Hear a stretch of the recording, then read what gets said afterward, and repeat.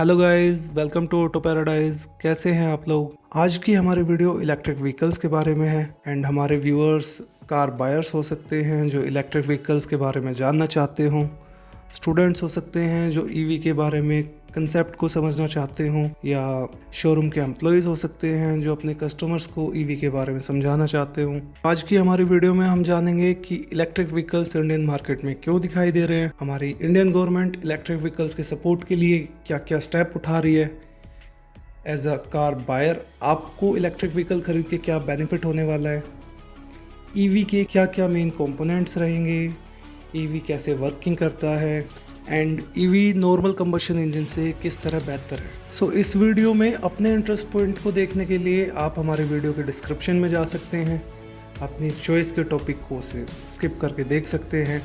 So video की starting से पहले एक क्विक क्वेश्चन, जल्दी से कमेंट बॉक्स में जवाब दीजिए, इलेक्ट्रिक व्हीकल्स में किन बैटरी का यूज़ किया जाता है। सबसे पहले हमें ये पता होना चाहिए कि इलेक्ट्रिक व्हीकल्स मार्केट में क्यों हैं। पेट्रोल, डीजल या सीएनजी ये सभी आपके नेचुरल गैसेस हैं। आप इनको किसी एक लिमिट तक ही यूज़ कर सकते हैं, क्योंकि व्हीकल्स बहुत ज़्यादा हो चुके हैं हमारे मार्केट के अंदर, लोगों की नीड बढ़ रही है। तो इसके लिए हमें एज अ फ्यूल एक ऑल्टरनेट का ऑप्शन ढूंढना था। उसमें या तो हाइड्रोजन आ सकता था या फिर इलेक्ट्रिक आ सकते थे। इसलिए ये एक रीज़न है कि इलेक्ट्रिक व्हीकल आजकल वर्ल्ड में मार्केट में बहुत दिखाई दे रहे हैं। ऑटो व्हीकल्स के लिए इंडिया एक बहुत बड़ी मार्केट है, यहाँ पे बहुत ज़्यादा कंज्यूमर्स हैं, बड़े ही हाई लेवल पे यहाँ पे कार्स सोल्ड होती हैं हर साल हर महीने। एंड अगर इलेक्ट्रिक व्हीकल्स की बात करते हैं तो ऑटोमोबाइल कंपनीज़ के लिए इंडिया एक कम्प्लीटली अनटच मार्केट है इलेक्ट्रिक व्हीकल्स के अंदर। एंड ईवी बड़े हाई लेवल पे बड़े लार्ज स्केल्स के साथ यहाँ पे सेल आउट हो सकते हैं। इसी चीज़ को हमारी गवर्नमेंट भी सपोर्ट कर रही है, पिछले 10 साल से इस पे वर्किंग करी जा रही है, एक प्रॉपर फ्लो चार्ट बनाया गया है। अभी तक कुछ इलेक्ट्रिक व्हीकल्स हम लोग इंडिया में देखते भी आ रहे हैं, टाटा की नेक्सॉन एंड टाइगोर, महिंद्रा की ई वेरिटो, हुंडई की कोना, एमजी की ZS variant compact SUV vehicle. अब ऑटोमोबाइल सेक्टर की जाइंट कंपनीज अपने व्हीकल्स को लेके मार्केट में उतर चुकी हैं। महिंद्रा ने अपनी XUV400, टाटा ने अपने कर्व, जीप ने एवेंजर को मार्केट प्लेटफॉर्म पे शो किया है। अगले साल से हमें ये व्हीकल मार्केट में देखने को मिलेंगे। सो अब हम देखेंगे कि इंडियन गवर्नमेंट ईवी को कैसे सपोर्ट कर रही है। इंडियन गवर्नमेंट पिछले 10 सालों से नेशनल लेवल पॉलिसीज़ के थ्रू ईवी को सपोर्ट करती आ रही है।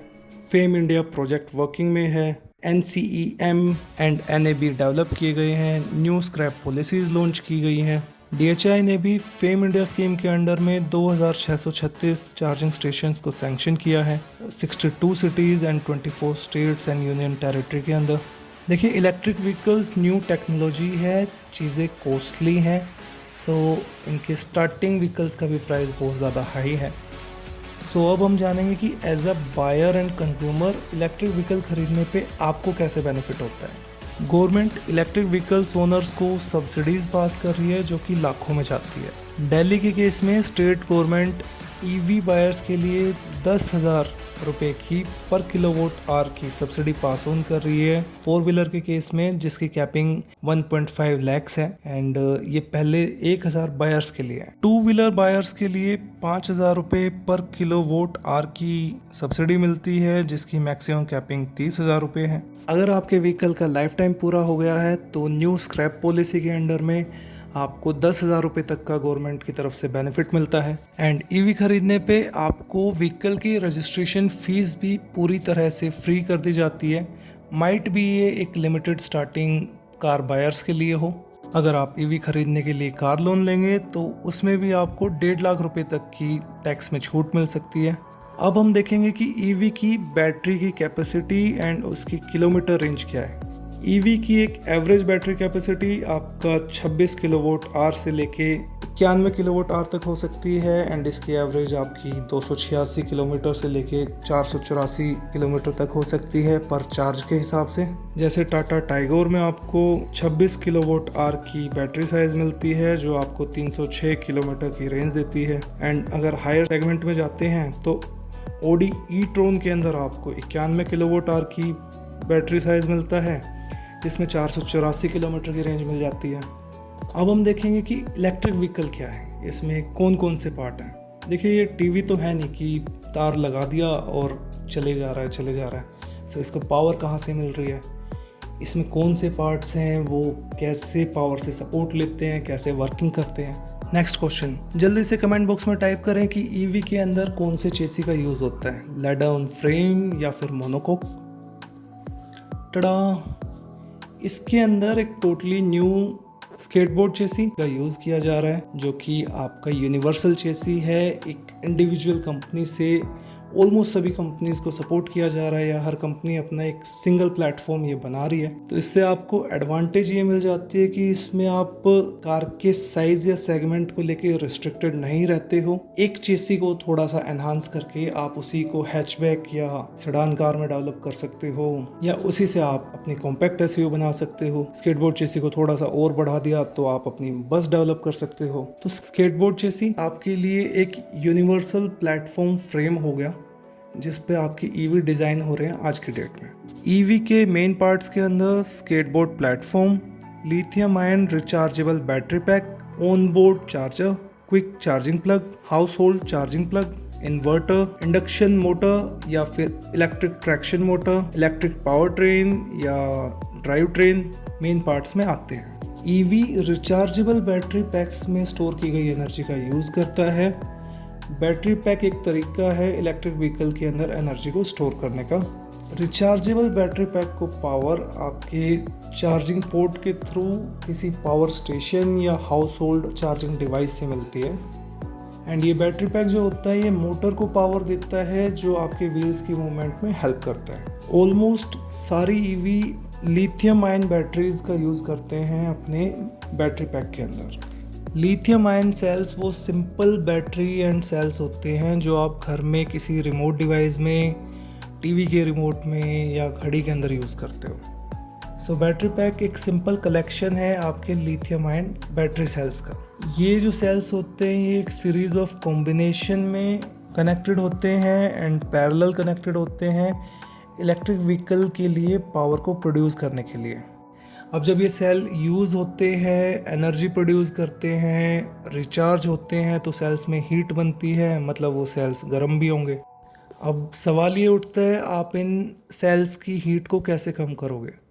ज़्यादा हीट होंगे तो आपके बैटरी पैक की लाइफ डाउन हो जाएगी। तो इसके लिए इनर मेटेलिक ट्यूब्स का यूज़ किया जाता है। इन सेल्स के बीच में जो गैप बनेगा ना, उसमें आपका एक मेटेलिक ट्यूब पास कर देंगे, उसके अंदर ग्लाइकोल कूलेंट को पास कर दिया जाता है। अब इन सेल को ठंडा करते हुए ये ग्लाइकोल कूलेंट भी गर्म हो जाता है, तो इसको हम पास कर देते हैं रेडिएटर के थ्रू, और रेडिएटर को एयर की पासिंग से ठंडा किया जाता है। सो नेक्स्ट क्वेश्चन और उसका आंसर एक साथ। आप कोई भी इलेक्ट्रिक व्हीकल देखोगे, आप उसके फ्रंट में देखोगे तो आपको उसमें फ्रंट ग्रिल और लोअर ग्रिल दोनों को देखने को मिलेगी आपको, पर उसकी फ्रंट ग्रिल जो है वो कवर्ड होती है। नॉर्मल कार में ठंडा करने के लिए एयर जाती है ना, पर इलेक्ट्रिक व्हीकल में उसकी ज़रूरत नहीं है, उसे कवर कर देते हैं। मगर रेडिएटर नीचे लगा हुआ है, उसको कूल करना है, तो इसके लिए लोअर फ्रंट ग्रिल को ओपन रखते हैं। सो आपसे कोई भी ये पूछ सकता है कि भाई ऊपर वाली फ्रंट ग्रिल क्लोज कर दी है तो लोअर ग्रिल ओपन क्यों किया, इलेक्ट्रिक व्हीकल है। बट आपको पता होना चाहिए सेल को ठंडा करना है सर, बैटरी डाउन हो जाएगी, फिर बोलोगे भाई महंगी आ रही है, खर्चा कहाँ से उठाएं। अब छोटे सेल्स का यूज़ क्यों होता है, एक बड़ा सेल क्यों नहीं रख दिया कंपनी ने। छोटे सेल रखने से क्या होता है कि उसमें स्पेस बन गया आपका, और इनर ट्यूब आ गई, उसके अंदर आपकी मेटेलिक की कूलेंट पास ऑन हो गया, तो उसकी कूलिंग श्योरिटी के साथ है कि भाई वो ठंडा जल्दी हो जाएगा। ये जो सेल होते हैं एक यूनिट होती है इनकी, एक पैक की, और किसी भी बैटरी पैक के अंदर आपके करीबन ऐसे 16 मॉड्यूल हो सकते हैं। एक नॉर्मल स्केटबोर्ड प्लेटफॉर्म में जो आपका बैटरी पैक होगा उसमें करीबन 7000 ऐसे सेल्स आपको डिटैचेबल मॉड्यूल के अंदर देखने को मिलेंगे। अब नेक्स्ट क्वेश्चन रेज ये होगा कि आपने बैटरी पैक जो है आपका उसको नीचे क्यों रखा है, जहाँ पे सीट होती है, आपका कैबिन स्पेस है, वहाँ क्यों रखा। इंजन की तरह फ्रंट में नहीं रखा आपने, डिग्गी में नहीं रखा, सेंटर में क्यों। सो बैटरी पैक को बॉटम में रख के आपके कैबिन स्पेस में कार की सेंटर ऑफ ग्रेविटी इम्प्रूव हो रही है, कार की स्टेबिलिटी इम्प्रूव होती है एंड कार की ड्राइव क्वालिटी इम्प्रूव होती है। किसी इम्पैक्ट के केस में अगर कोई साइड इम्पैक्ट हो रहा है तो बैटरी पैक आपकी कार को रिजिडिटी भी प्रोवाइड कराता है। अब नेक्स्ट क्वेश्चन ये आएगा कि भाई लिथियम आयन बैटरीज ही क्यों, कोई और बैटरी क्यों नहीं? क्योंकि इनकी एनर्जी डेंसिटी हाईएस्ट होती है, ये लार्ज करंट प्रोड्यूस करती है और इनकी मेंटेनेंस बहुत कम है। चार्जिंग के कितने टाइप होते हैं? चार्जिंग में 3 टाइप हैं, level 1, level 2 and DC fast charging. Level 1 में 120 वोल्ट आउटलेट का यूज़ होता है। इसमें किसी स्पेशल इक्विपमेंट की ज़रूरत नहीं होती। ये चार्जिंग स्लो होती है एंड ये 2 से 5 माइल की रेंज प्रोवाइड करती है आपकी पर आवर चार्जिंग पे। लेवल 2 चार्जिंग 220 से 240 वोल्ट आउटलेट का यूज़ करता है। इसमें आपको स्पेशल इक्विपमेंट की यूज़ करना पड़ेगा चार्जिंग के लिए, जैसे घर पे चार्ज करना है स्पेशल इक्विपमेंट लगाना पड़ेगा या किसी पब्लिक चार्जिंग स्टेशन का यूज़ करना पड़ेगा। ये आपके व्हीकल के प्लग इन के साथ में कंपैटिबल होता है और ये आपको 10 से 25 माइल्स की रेंज प्रोवाइड कराता है पर आवर चार्जिंग के अंदर। डीसी फास्ट चार्जिंग, जैसा कि इसका नाम बताता है, ये एसी पावर को डीसी पावर में कन्वर्ट कर देता है, जो कि चार्जिंग स्टेशन से ही हो सकता है, और बैटरी पैक जो है आपका जल्दी चार्ज हो जाता है। इसमें करीबन आपका 15 से 45 मिनट के अंदर आपका बैटरी पैक पूरी तरह चार्ज हो जाता है। एंड ये आपके व्हीकल में अगर डीसी चार्जिंग प्लग है, अगर आपका हाई लेवल का या एक अच्छी क्वालिटी का इलेक्ट्रिक व्हीकल है जो डीसी फास्ट चार्जिंग प्लग के साथ आता है, तो ये उसके साथ कंपैटिबल है और ये सिर्फ आपका पावर स्टेशन पे ही चार्जिंग करेगा। एंड ये जो लिथियम आयन बैटरीज हैं, ये आपका DC power direct current produce करते हैं, पर आपकी व्हीकल है जो मोटर है वो एसी पावर पे चलती है। सो पावर सप्लाई को आगे भेजने से पहले मोटर में इसको एसी पावर में कन्वर्ट करना पड़ेगा। इंडक्शन मोटर को वर्किंग करने के लिए आपका एसी पावर की ज़रूरत है। सो इन्वर्टर इस डीसी पावर को एसी पावर में कन्वर्ट कर देता है एंड आपका मोटर और बैटरी पैक के बीच में गेटवे का काम कर रहा है। सो नेक्स्ट क्वेश्चन अब ये रेज हो गया हमारा कि भाई बैटरी पैक में लिथियम आयन बैटरी क्यों चाहिए, या आप इन्वर्टर क्यों लगा रहे हो? जब मोटर आपकी चलनी है एसी पावर से है तो सीधा बैटरी ऐसी लगाओ जो एसी पावर दे, मोटर जल्दी चल जाएगी, आपका एक पार्ट कम हो जाएगा, लो कॉस्ट रहेगा। सो देखो, इन्वर्टर के 2 रोल हैं। सबसे पहला तो इन्वर्टर आपका एसी पावर की फ्रीक्वेंसी को कंट्रोल करता है जो मोटर को पास ऑन हो रही है, जो कि आपकी मोटर को रोटेट करती है और व्हील को मोशन में लाती है, जिससे आप सीधा सीधा फ्रीक्वेंसी को आप कंट्रोल करके सीधा सीधा अपने इलेक्ट्रिक व्हीकल की स्पीड को कंट्रोल कर सकते हो। दूसरा मेजर रोल प्ले ये आता है कि जब आप अपने इलेक्ट्रिक व्हीकल में रेस पे से पैर हटाते हो, एक्सेलरेटर पे से पैर हटाते हो, तो इन्वर्टर क्या करता है, आपका एसी पावर को डीसी पावर में कन्वर्ट कर देता है। इससे चलती हुई गाड़ी में भी आपका बैटरी पैक रिचार्ज होना शुरू हो जाता है। सो इन 2 मेन रीज़न की वजह से कार में आपको इन्वर्टर की ज़रूरत होती है और इसीलिए ही आपका इन्वर्टर आपके ईवी में ब्रेन का रोल प्ले करता है। सो सबसे मेजर पोर्शन एक इन्वर्टर है जो आपकी गाड़ी का दिमाग है। इलेक्ट्रिक ट्रैक्शन मोटर या इंडक्शन मोटर, इसके ना 2 पार्ट्स हैं, एक स्टेटर है, एक रोटर है। स्टेटर इसका फिक्स्ड पार्ट है, स्टेटर के अंदर इसका रोटेटिंग पार्ट होता है जिसे रोटर बोलते हैं। अब जो इन्वर्टर से एसी पावर आई है वो आपकी यहाँ पे कन्वर्ट हो जाती है रोटेटिंग मैग्नेटिक फील्ड में, जिससे मोटर रोटेट करना शुरू हो जाती है। रोटेशनल एनर्जी आपका ड्राइव ट्रेन में जाती है जिससे आपका व्हीकल मूव करना शुरू कर देता है। ये जो आपकी मोटर है इसके अंदर रोटर की स्पीड जो रोटेटिंग मैग्नेटिक फील्ड की स्पीड है ना, उससे हमेशा कम रहती है। सो अब जब आपकी रोटेशनल एनर्जी आ गई है और उसे ड्राइव ट्रेन में पास ऑन कर दिया है, तो आपको ड्राइव ट्रेन में मल्टीपल गियर्स की ज़रूरत नहीं है। सो यहाँ पे आपको power from accelerator to engine is almost equivalent, immediate मिल जाती है एंड इसलिए आपका सिंगल ड्राइव ट्रेन का यूज़ किया जाता है इलेक्ट्रिक व्हीकल के अंदर। सो आपकी मल्टीपल गियर्स का झंझट भी दूर हो जाता है, अगेन उसमें आपकी कॉस्टिंग कम हो जाती है। सो इलेक्ट्रिक इंडक्शन मोटर के एडवांटेज क्या हैं? ये लाइट वेट हैं compare to normal engine and compact होती हैं, इनमें वाइब्रेशन बहुत कम है एंड इनमें इंस्टेंट टॉर्क मिलता है आपको। मोटर की जो रोटेशनल स्पीड है वो आपकी डिपेंड करती है जिस फ्रीक्वेंसी से एसी की पावर उसे प्रोवाइड होती है एंड इंडक्शन मोटर की स्पीड आपकी 0 से 18,000 आरपीएम तक वेरी कर सकती है। नॉर्मल इंजन में अभी तक यही चीज़ हम लोग 4,000 से 6,000 आरपीएम देख रहे थे, तो आप सोच के देखो कितनी ज़्यादा पावर और टॉर्क जनरेट हो रहा है। इसलिए ईवी व्हीकल्स का पावर टू वेट रेशियो भी काफ़ी ज़्यादा हाई है। सो आपका अब नेक्स्ट क्वेश्चन ये आता है कि आप जो चीज़ एसी से चल रही है, एसी पावर से चल रही है, उसको आप डीसी में कैसे कन्वर्ट करोगे, वो पहले ही नहीं चल रही थी। और अगर हो सकता था तो पहले ही डीसी से चल लेने देते, इतना सारा प्रोसेस बीच में क्यों आ रहा है। तो इसमें ना आपका अगेन इन्वर्टर का रोल आ गया। देखो आपको बैटरी पैक से पावर मिली, वो पावर आपकी इन्वर्टर से आई, इन्वर्टर से एसी बनी, मोटर रोटेट हुई, ड्राइव ट्रेन में जाके व्हील ने मोशन में आना शुरू कर दिया है, आपकी गाड़ी चल रही है।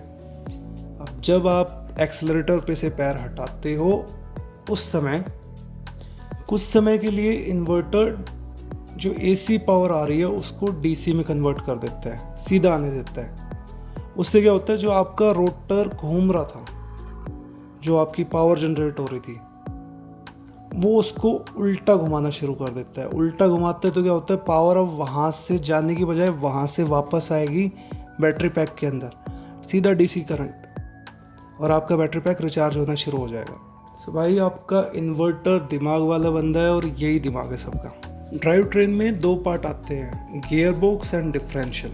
गियर बॉक्स का मेन काम है मोटर से हमें जो रोटेशनल एनर्जी मिलती है उसको सीधा आपके ड्राइव व्हील्स तक प्रोवाइड कराने का, जिससे आपकी गाड़ी में मोशन शुरू हो जाए। जितनी ज़्यादा मोटर घूमेगी, जितनी ज़्यादा मोटर के पास एसी सप्लाई आएगी, उतनी ज़्यादा आपकी रोटेशनल पावर रहेगी और आपकी गाड़ी की स्पीड बढ़ेगी। इसलिए आपका इलेक्ट्रिक व्हीकल के अंदर single speed transmission gear box होता है। एंड सिंपली आपकी जो पावर सप्लाई हो रही है उसको रिवर्स करते हो, आप एसी को डीसी करते हो, तो आपकी व्हील्स की रोटेशन को कम करने में भी उससे हेल्प मिलती है, ब्रेकिंग भी इम्प्रूव हो जाती है। सो आपका सिंगल गियर ट्रांसमिशन जो है, आपका गियर बॉक्स है, उसके 2 काम है आपके, कि आपकी गाड़ी की स्पीड को कम करना और टॉर्क को बढ़ाना। ईवी के अंदर ओपन डिफरेंशियल का यूज़ होता है। इसका काम होता है कि स्पीड ड्राइव को रिड्यूस करना, जो उसको पास ऑन हो रही है उसकी स्पीड ड्राइव को कम करना। हालांकि ओपन डिफरेंशियल की एक प्रॉब्लम ये भी है कि उसमें ट्रैक्शन कंट्रोल आसानी से नहीं होता। फिर आप बोलोगे कि आप इतनी एडवांस कार बना रहे हो, इलेक्ट्रिक व्हीकल लेके आ रहे हो,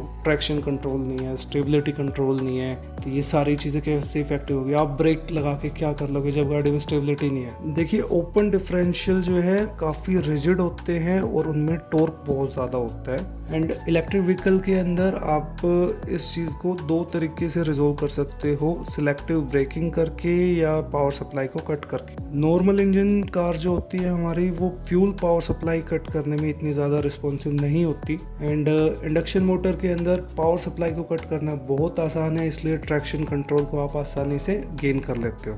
सो एक चीज़ आप और भी नोटिस करोगे इलेक्ट्रिक व्हीकल के बारे में, कि इसके अंदर आपको 2 पेडल देखने को मिलेंगे, एक एक्सेलरेशन और एक ब्रेक। पर इसको सिंगल पेडल ड्राइविंग कार भी बोला जाएगा, बिकॉज जब आप रेस पे से पैर हटाते हो, गाड़ी के मोटर में पावर की सप्लाई चेंज हो जाती है, जो एसी था वो डीसी हो जाता है, और आपकी कार के ब्रेक लगना शुरू हो जाते हैं एंड बैटरी भी चार्ज हो जाना शुरू हो जाती है। तो आपकी कार की स्पीड तो इससे कम हो जाएगी, पर प्रॉपर गाड़ी को रोकने के लिए आपको ब्रेक लगाना पड़ेगा। इसीलिए इसको 1 पेडल ब्रेकिंग ड्राइविंग भी बोला जाता है। एंड इस पोजीशन में आके आपका जो मोटर है वो जनरेटर का काम करेगी, और जो इन्वर्टर है वो कन्वर्टर बन जाएगा। सो इस केस में जाके आपका जो रोटर की स्पीड है वो रोटेटिंग मैग्नेटिक फील्ड की स्पीड से ज़्यादा हो जाएगी। सो ये था आपका कंप्लीट इलेक्ट्रिक व्हीकल्स के बारे में। अब लास्ट में हम देखते हैं कि इलेक्ट्रिक व्हीकल के फ़ायदे क्या क्या हैं। सबसे पहले तो इलेक्ट्रिक व्हीकल का जो सिस्टम है ये कंबशन इंजन सिस्टम से नॉर्मल कार से ज़्यादा सिंपल है और ज़्यादा माइलेज प्रोवाइड करता है हर चार्ज पे। इसमें पोल्यूशन नहीं होता, इसमें आपको ऑयल चेंज कराने की ज़रूरत नहीं है, ऑपरेशन इसका बहुत चीपर है एंड आप इसको घर पे चार्ज कर सकते हो, पेट्रोल पंप पे जाने की ज़रूरत है नहीं। जल्दी चार्ज करना है तो आप फ्यूल स्टेशन पे जाके इसको जल्दी चार्ज कर सकते हो।